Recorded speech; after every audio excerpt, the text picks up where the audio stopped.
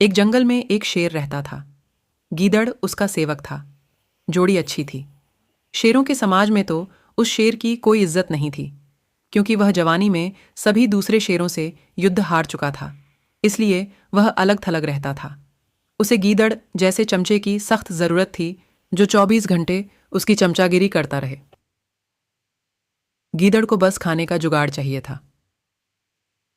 पेट भर जाने पर गीदड़ उस शेर की वीरता के ऐसे गुण गाता कि शेर का सीना फूलकर दुगुना चौड़ा हो जाता। एक दिन शेर ने एक बिगड़ैल जंगली सांड का शिकार करने का साहस कर डाला। सांड बहुत शक्तिशाली था। उसने लात मारकर शेर को दूर फेंक दिया।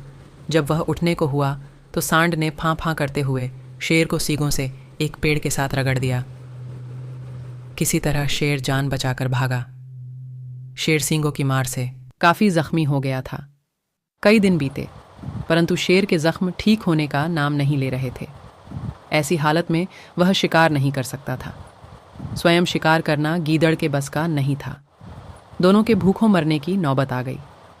शेर को यह भी भय था कि खाने का जुगाड़ समाप्त होने के कारण गीदड़ उसका साथ न छोड़ जाए। शेर ने एक दिन उसे सुझाया, देख, जख्मों के कारण मैं दौड़ नहीं सकता। शिकार कैसे करूं? तू जाकर किसी बेवकूफ से जानवर को बातों में फंसाकर यहां ला। मैं उस झाड़ी में छिपा रहूंगा। गीदड़ को भी शेर की बात जंच गई। वह किसी मूर्ख जानवर की तलाश में घूमता घूमता एक कस्बे के बाहर नदी घाट पर पहुंचा। वहां उसे एक मरियल सा गड्ढा घास पर मुंह मारता नजर आया। वह शक्ल से ही बेवकूफ लग रहा था। गीदड़ गड्ढे के निकट जाकर बोला, पाए लागू चाचा, बहुत कमजोर हो आए हो, क्या बात है? गड्ढे ने अपना दुखड़ा रोया। क्या बताऊं भाई, जिस धोबी का मैं गधा हूं वह बहुत क्रूर है।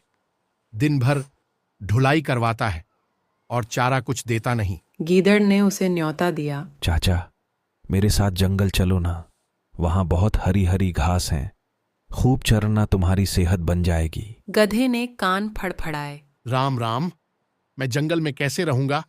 जंगली जानवर मुझे खा जाएंगे। चाचा, तुम्हें शायद पता नहीं कि जंगल में एक बगुला भक्त जी का सत्संग हुआ था।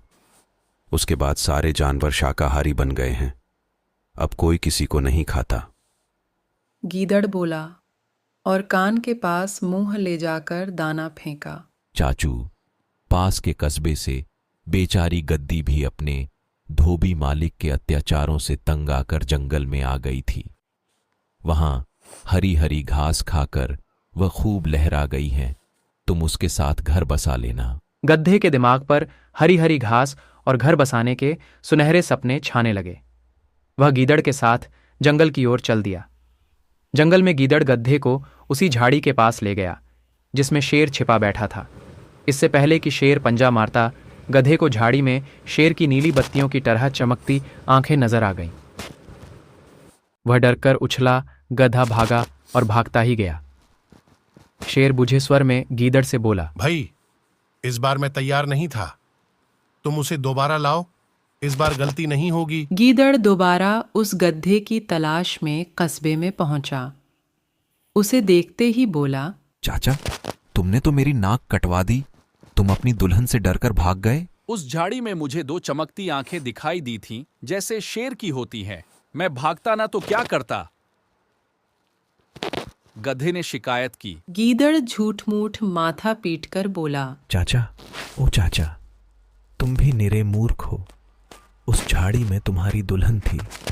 जाने कितने जन्मों से वह तुम्हारी राह देख रही थी।